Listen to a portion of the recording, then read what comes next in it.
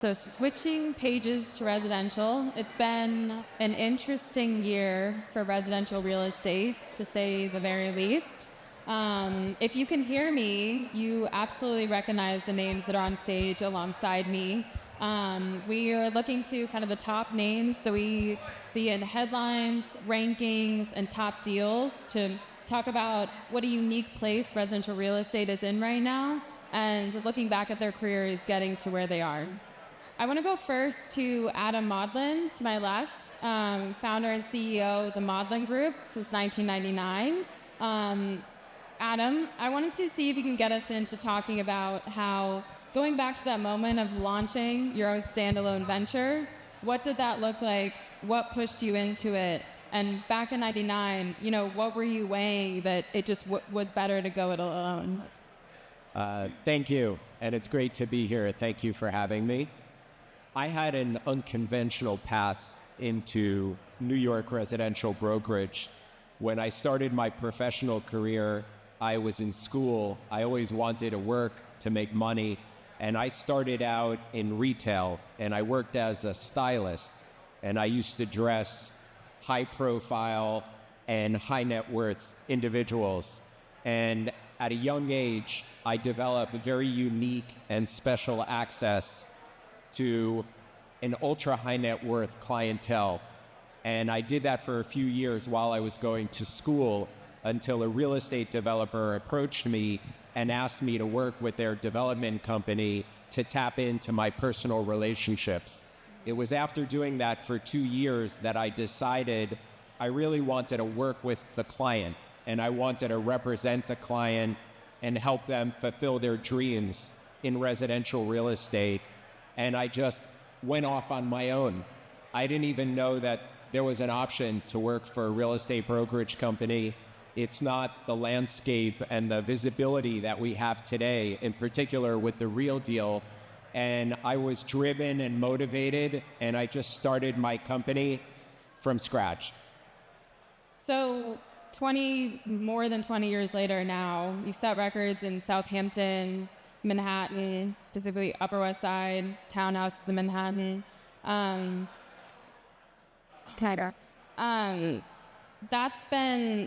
How did that relationship evolve, I think, from just working with a developer to developing your own brand? What's that place with public branding? How did that come out for you and change over time, as important to developing your market connections, client connections, but that outward-looking brand? I was always inspired by the people that I was surrounded by, and I always looked at all of the clients and people I worked with as my inspirations. And I looked at my clients, and I tried to take a little piece of each one to develop who I wanted to grow into. And I was told the expression many, many years ago, go for the best and forget the rest. And I've adopted that into my personal life and my professional life, that I only want to take care of the best clients in the world, the most inspiring clients in the world. And in order to do that, you need to deliver a certain expertise, a certain professionalism, a certain integrity, self-awareness, and humility. And that's what I've been working on building and growing for more than 2 decades now.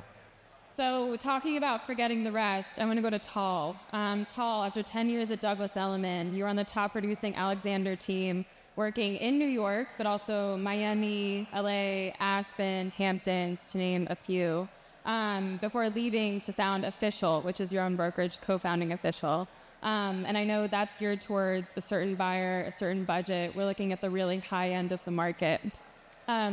How have you found that specializing in that has really advanced your connections and longstanding? And what was the kind of pushing moment for you out of Douglas Elliman? Was it to service that specific clientele, or was it looking to grow into those new markets and go stronger outside of just where you've already been working? Sure. Yeah, so when I look at the trajectory of our career, and it was at Douglas Elliman the better half of the last decade, and really the last 4 years we grew into being the top performing team, not just between our markets, New York and South Florida, but nationwide. In some ways we sort of felt like we kind of outgrew our role at the firm, And really, as top performing brokers, we're true entrepreneurs. I mean, we run our own business. Everything that we do is really on our own. I don't think you'll really talk to a top broker who's going to tell you the big catalyst for their success is the company. So I think for us, just natural evolution, looking to challenge ourselves, it was really doing this on our own. And the topic definitely came up with a lot of our clients over the years who would pose the question. And I think as a top performing broker, you're just always so busy where it's somewhat tricky to find the right time to make that move. But for us, COVID was somewhat of a blessing. It gave us a time to really analyze our business. And ultimately, we were very thankful to come together with our founding partners, my brother, Nicole Oge, Andrew Walkfogle, and Richard Jordan, and launch the brand Official. And in terms of our day-to-day business and how we service our book of business, the only thing that I think that's really changed is the brand. We have been doing really record-breaking deals and trying to really focus on the top end of the market between New York and South Florida for the better half of the last decade. So I think for us, it was just natural evolution to launch Official. In growing Official, I know the most recent launch was to Aspen, where now your headcount is just over 60 agents, I believe. What's been the balance of trying to anticipate where that client is versus meeting clients where they are? Yeah, so early on, Oren and I have really traveled the globe, going to these events where we realized our clients are and creating these relationships. But ultimately for us, we wanted to have offices in these markets where our clients are, they're living, they're transacting, and making sure we're aligned with top brokers who are in the day-to-day of the market. We're the other day, the Alexander team that's run by my brother and I, there's only two of us, so we can only be in so many places at once. But for us, we were very fortunate. In California, we teamed up with one of the top performings over there out of Beverly Hills and Montecito. And in Aspen, we were very fortunate to find 10 really great, well-seasoned agents who know the market and know the community, and eventually just launched a few months ago. Okay. I think we've seen in the last year things like regulatory action, kind of changing markets and really tight inventory. People have had to get creative with thinking about any type of growth. Ravi, after more than 9 years in Leslie J. Garfield, I think you established the kind of premier townhouse, high-end team in that brokerage. But you jumped to Serhant in January. What do you think about kind of keeping that niche with you while either expanding resources or expanding your growth? I know you're still looking, to keep that specialty at Brooklyn and townhouses, but what's new for you in that move? I think that's the biggest challenge, right? Is what I say to my team probably on a weekly basis is what makes us different than everyone else, because all the information's on the internet, there's no secrets anymore except for the stories behind these transactions, right? So if you know your market inside and out, you can provide value. If you know things before other brokers know things, you can provide value. But if you're just going up and, slapping things on, online, Zillow, StreetEasy, or brokerage's website, you're not giving your clients anything. And I think that's something I thought about a lot as far as, okay, so when we leave, yeah, we specialized in townhouses, but we represented a lot of buyers and sellers of high-end apartments. So how do we service that but maintain the value proposition? And I think it's just a matter of carving out for each client that you have the market knowledge they need to make the right decision. Because ultimately, I think any top broker will tell you they feel more like an advisor than a salesperson for the most part. Yeah, we're all chasing leads, chasing business, but the ability to give real advice, to tell people what they don't want to hear, or tell someone it's not a good time for you to list, or maybe you shouldn't buy this. I think that's why we get hired, and you can only give that advice candidly if you know your market. So I think it's just a question of expanding our knowledge base and hiring the right people. You need to be able to leverage yourself appropriately, and you can't do that without quality people and a quality team. On that note, I'm curious to open the floor up to all four of you. If it's taking on a new project, maybe working with a developer, looking at a new address that's coming out on the market, or looking to expand with a local team, a new team member, what's a deal breaker, or what do you look for there? What are those special moments that make you kind of hop onto something as quick as you can? I'm sorry. I'm looking for any deal breakers or kind of like special hooks, I think, that make you jump on a new team, a new partner, or a new project, I think. Do you mean like when hiring or looking? Yeah, so when hiring, I can tell you most of the people on our team just wouldn't leave me alone. We work in a business where that's actually quite important. You need to be persistent. You need to have the courage and the sort of the tenacity to keep asking. Because in our business, if you go 1 for 100, that's a good week, right? Like you're not going to get everything. You're not going to get all the business. It's a big market. So finding people who are competent, who are driven, self-starters. There's no room for someone to kind of coast in our business. It doesn't matter if you're back office, junior agent, show agent, or team leader. It doesn't matter. Everybody's got to be willing to pull their weight, and they have to be able to do that without being pushed. I'll just speak about official. When we think about recruiting, of course, we think about the quality of the agent. For us, we don't have any training program. We're not looking to take on any new agents. Personally, minimum usually 5 years of experience. Most importantly, they're coming in with a book of business. They know what they're doing from day one. They hit the ground running, and hopefully they see the value that really official adds to their business and just being able to potentially take them to the next level. I think in my previous role, I feel like a lot of these legacy firms, they look at the agent almost as an employee of the firm, or at official, we really look at the agent as a client of the firm. So it's constantly thinking about new ways to add value to their business. I'm very fortunate with our Chief Growth Officer and branding strategist, Nicole, who I think is the best in the business. There's not a day in the week that I don't reach out to her, and even when it comes to my own business, thinking about things a little differently, how I want to position certain properties, marketing, outreach, all those sorts of things that at the end of the day help business get done.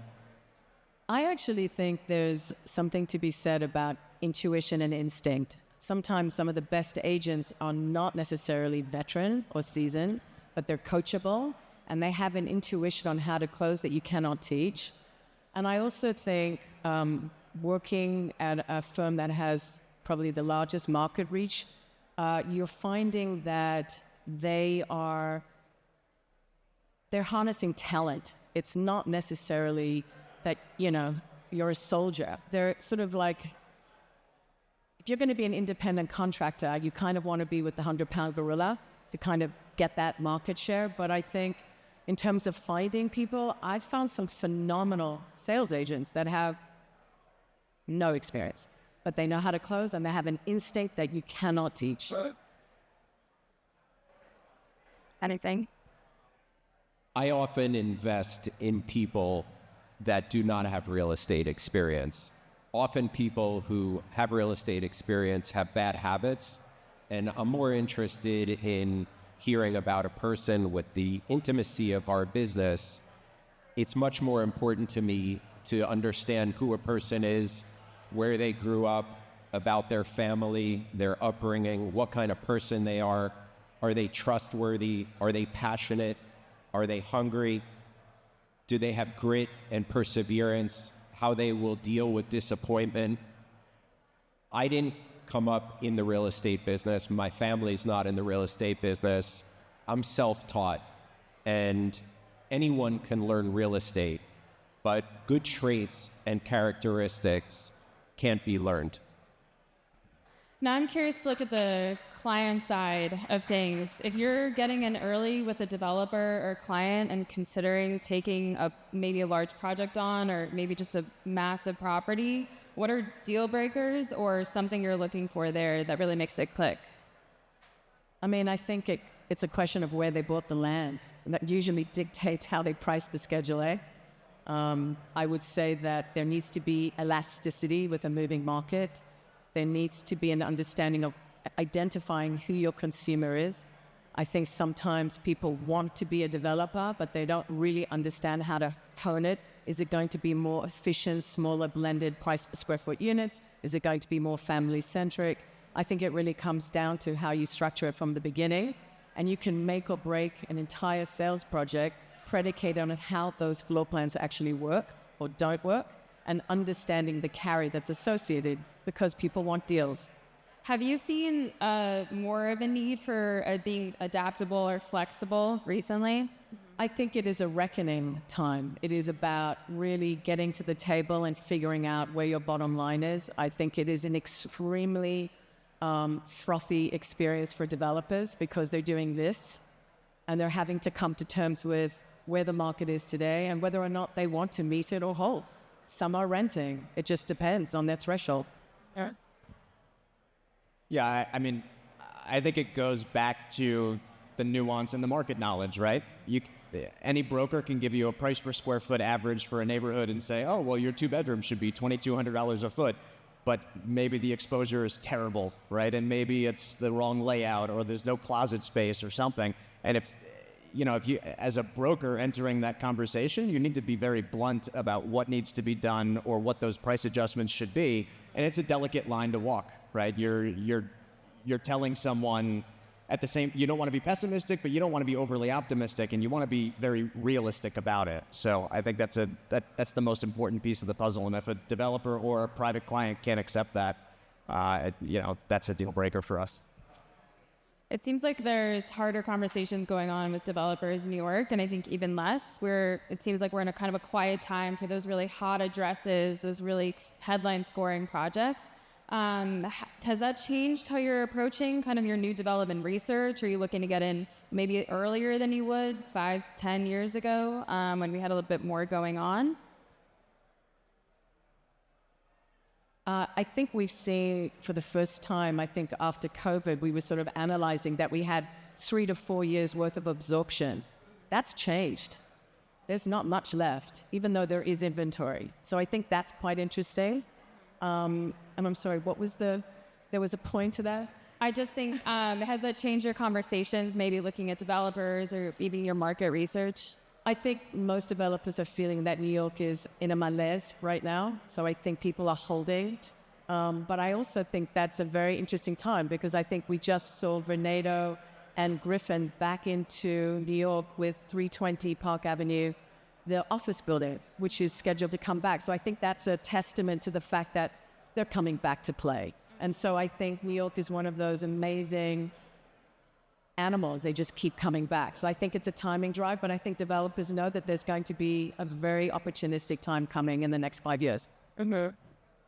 Another way around tight inventory, I know, is the off-market market, which all of you are very familiar with. And I think we'd be remiss, even in our top rankings, we are publishing based on what we can verify.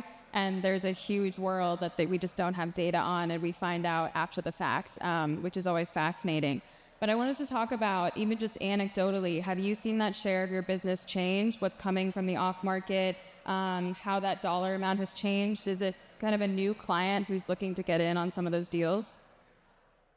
Yeah, so the off-market segment is very real. And I think it's become even much more important, sort of this post-COVID market that we've been in, coming off the 2021 highs where we just saw an incredible market, right, where it basically broke every single record that we've seen here in New York City. And, so much of the quality inventory sold. But I think, we're also dealing with a certain dispersion of clientele that really appreciate not having their sort of photography of the interiors of their homes out there for the marketplace. And they almost value privacy and discretion as much as they do price. So, I noticed in my business, specifically in 2023, about 50% of the transactions that I did, over $10+ million, were all done off market. So, the way I'm able to really add that value to the buyers that I'm working with is not just necessarily what's on StreetEasy and what's on the marketplace. It's, my knowledge of the off-market inventory. So it's engaging with, brokers like here on stage. I was now just talking with Adam before we showed up to this panel, talking about an off-market opportunity. So yeah, it's a very real part of the market, and I think it's a part of the market that's only continued to grow into the future. It's interesting because there's leverage. When you have a dysfunctional market that is wholesale, essentially, you find that there's less negotiability because it's off market. So it forces people to hit the bid. It's an interesting market for that. It's an interesting dynamic. It's not necessarily legal in a way, but it's happening. We're doing them. I think residential real estate has always had a tension with privacy. I think the most private deals make the most money, but it's intrinsic. You have to be out there. That's how a lot of people find you. And the marketing aspect is just, you can't divorce from it. I wanted to talk a little bit about how your relationship with, I think, the public image as a residential real estate broker has changed. Has it changed as your clientele has changed over time? Adam, you've been, here for, I think, as social media and that kind of branding side has really taken hold of the industry. I'm curious how that's played into your strategy and if that's evolved at all. So the industry has changed tremendously in terms of its visibility, public image, and marketing. And I think that there's a certain blend between privacy and marketing. And it's a line that we all walk and have to serve the best interest of our clients while offering them the maximum exposure, but also being attentive to their privacy. So clients have an expectation that as their agent, you're going to cast the widest net and provide for them the most exposure for their property, but they also expect a certain level of privacy and discretion, and I think that's something that we all balance. Ravi, I know you just jumped to Sirhan, which often pushes its in-house production and branding tools. Is that a new priority for you, and have you felt that's been lacking before? It's certainly a priority. If you want to grow your business, you have to grow your brand. That's sort of marketing 101, right? And as I made a move and my team made a move, raising profile, expanding footprint, that was a major priority, and it continues to be. And look, I went to Sirhan. Obviously, social media played a role, and I think they do a very good job with across their different platforms and accounts. And frankly, I thought it was where I was weakest before. Social media, digital marketing. I didn't think we were doing a great job there. And I said, okay, well, if I'm going to make a move, maybe I should go to the people that seem to be leading the way in that part of the industry. And I think it's been effective. It's been helpful. It's good for engagement, but I will say, to Adam's point, and with respect to client privacy, that's a thing. I mean, the word Instagram is in like 5 of my exclusive agreements now, in terms of what we can put on there and what we can't, and whether we can utilize that tool, especially when you have these new sort of exclusive off markets with the opt-out clause. You have to be very mindful of what you're allowed to do and also what your clients want you to do, right? Some clients just don't want their stuff out there, and you have to be respectful of that. So it's a fine line to walk. I bring up public image because that's been blamed partially as a boogeyman behind the legal action we've seen against residential real estate. I think there's a tough sentiment out there. I'm speaking nationwide, obviously, but I think New York and LA have been home to some of the biggest pictures of residential real estate that the normal person has consumed. I'm curious, can I see a show of hands for who has a tight elevator pitch explainer of what's happening around commission lawsuits? Anyone? A couple? That's fair. That's mostly what we hear, honestly, at The Real Deal. But I'm curious if that's come up in any conversations with your clients, even developers or buyers or sellers. I haven't heard it from developers very often. I think they're going to be the last people to jump on that train. They want to pay buyers brokers because they know the value it has in this market. But most sellers are asking about it. They want to know what, it's a headline. They want to know what's going on. So you have to be able to speak intelligently about it and understand the nuance. New York doesn't have MLS. We're not like these other markets in many respects, but you also can't get so into the details that it's not sort of understandable on why it's relevant or not. But the basic point I've made to most clients who inquire as to whether they should pay a buyer's broker is, here's the other listings that you're competing with. They're all paying a buyer's broker. So if you want to be the guinea pig, I guess we could do it, but I have no idea what that means for your marketing because it hasn't been done yet. So most people selling a $10, $15, $20 million asset are not willing to jump on that train just yet. So actually, Frances, being under a big brokerage, I'm curious if that's come up for you. It should be noted, New York has its own unique place in this wave of lawsuits. We are under REBNY, and it's not the same, but I think it's hard to keep a client from the news cycle, and they have more questions, particularly if you're attached to a larger name that's been in some of the action. First of all, I think it's one of the most,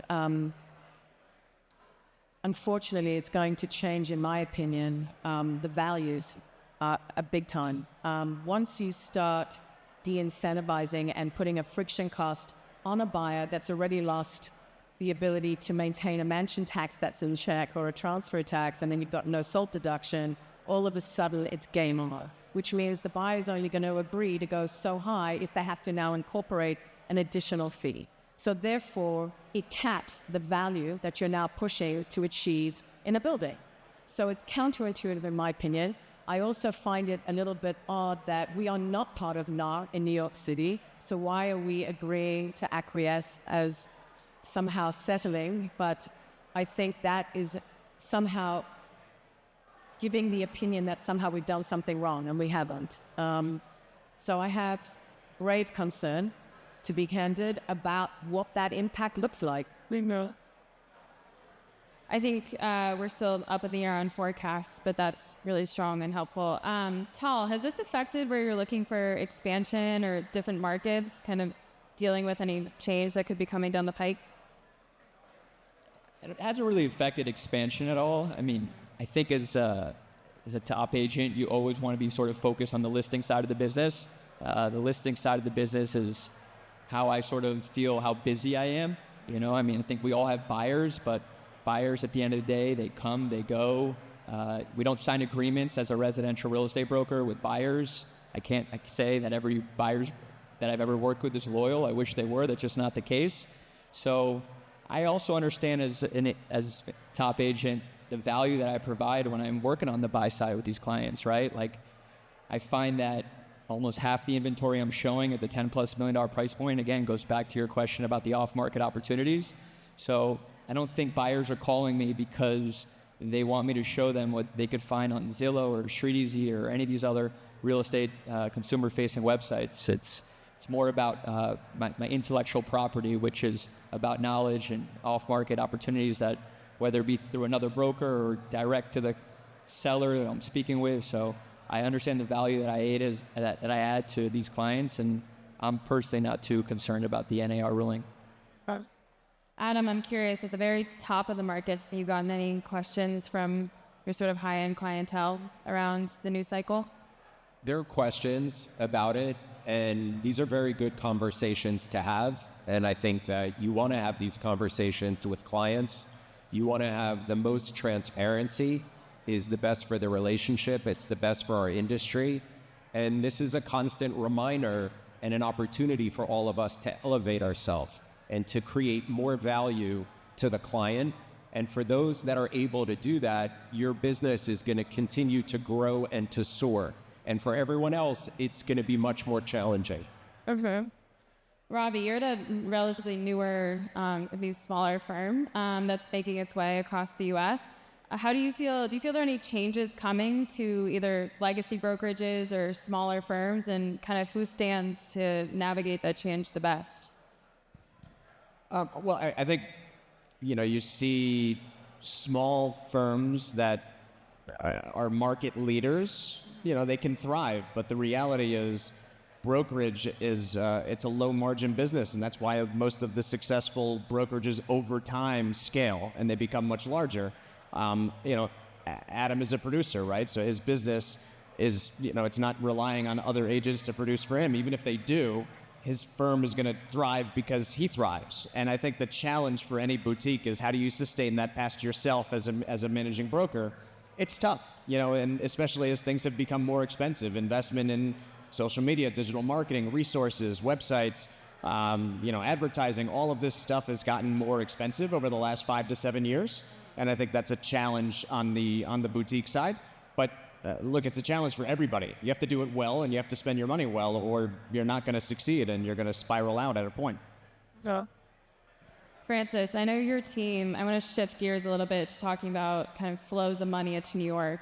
We've been hearing things like the Knight Frank report, just conversations with brokers, especially new development. We're feeling like New York is kind of slotting into a second market position, something like Miami is more taking the heat. I'm curious, your team, I know, emphasizes kind of its international connections. How are you seeing any changes in flow, whether for clients or money, over the past few years?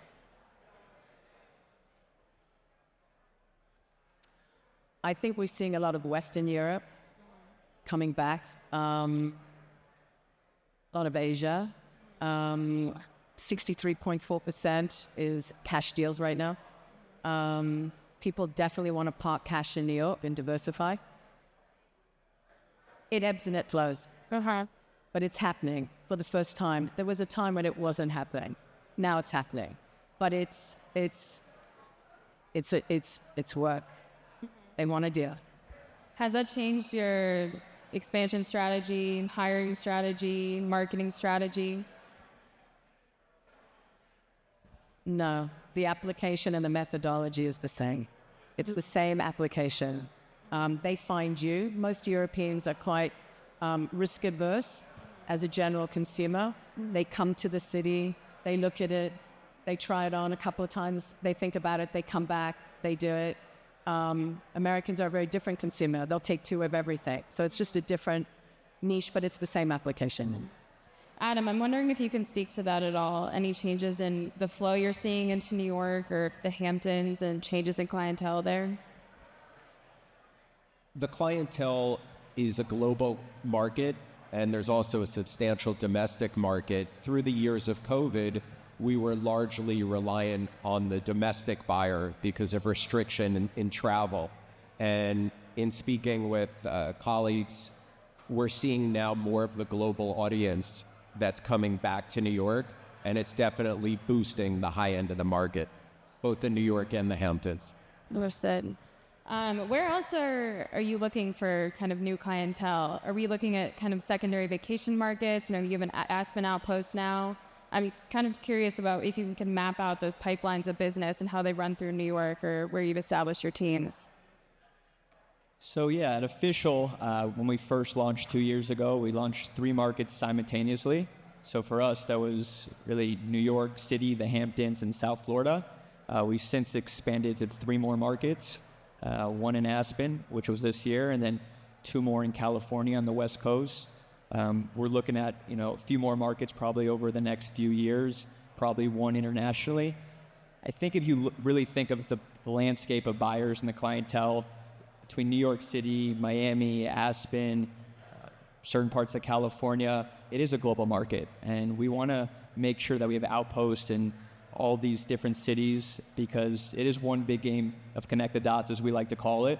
And I think that, the more agents that we have who are speaking to these clients, sort of the more referrals we're going to see within our company. And that's it's a big part of our business.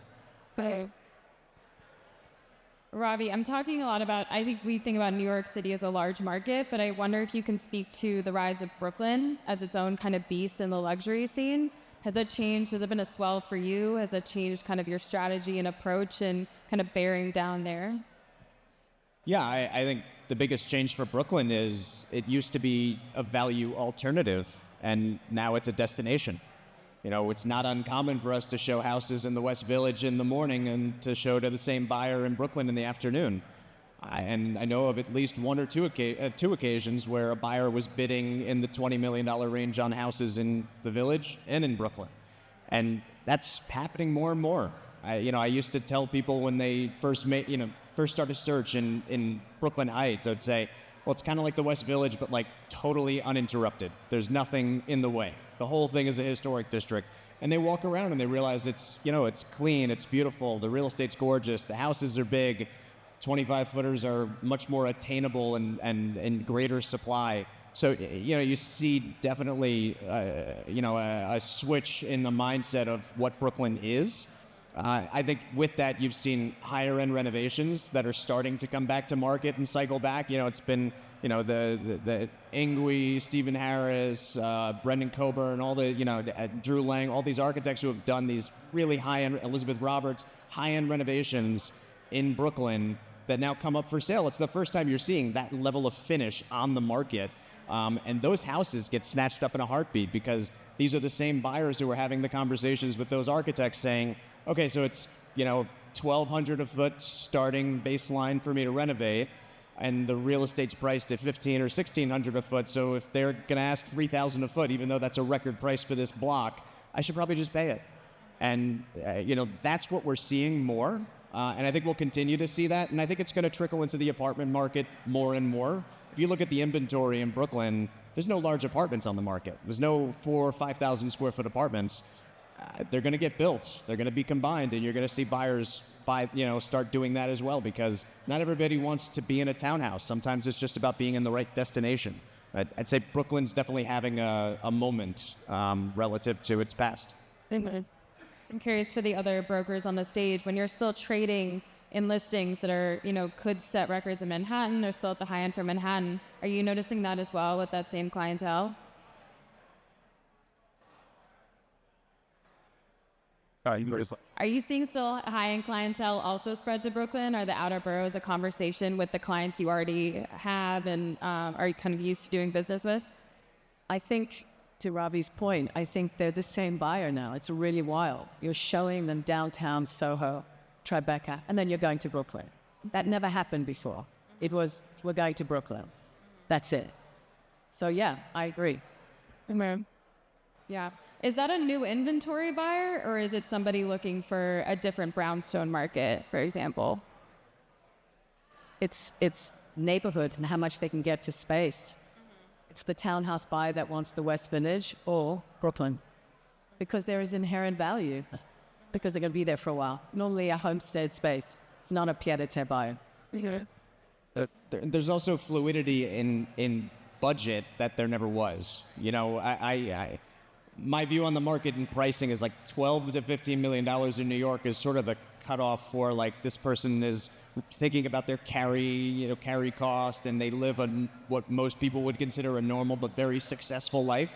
Once you get past those numbers, kind of all bets are off. People are very liquid. They're mobile in a different way. And we're seeing more of that. I have buyers come to me and say, well, ideally I'd spend around 15. And I say like, well, there's this off-market house.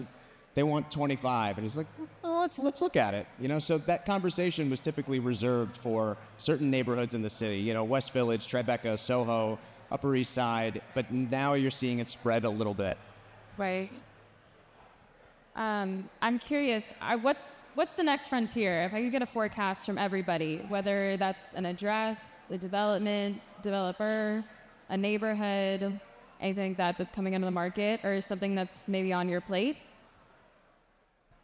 I think we've been seeing the last few years, or at least in my business, if I think about Uptown, I'm doing majority of my business between 5 and 10 buildings. I think the same thing, and I look at my business downtown. I'm doing majority of my business in 5 to 10 buildings downtown. And these buildings are all the blue chip buildings of Manhattan, as I call it.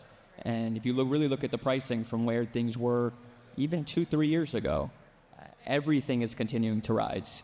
Product is scarce. There's more buyers than there are sellers, especially for these sort of large family-style apartments, 4 bedrooms, 4,000+ feet, apartments with terraces and outdoor space and views.